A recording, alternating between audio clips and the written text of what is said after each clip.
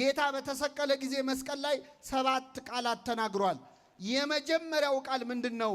አባት ሆይ የሚያደርጉትን አያውቁምና ይቅር በላቸው።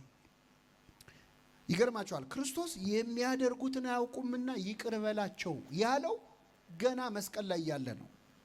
ከኔ ጋር ናችሁ? አዎ፣ ገና ሚስማሩ ከእጁ ሳይወጣ።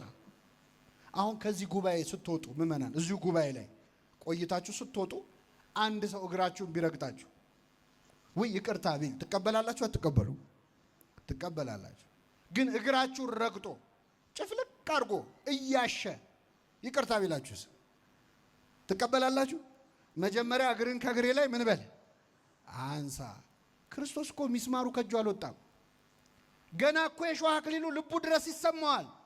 እያመመው ነው። የሚያደርጉትን አያውቁምና እኛ እኮ ይቅርታ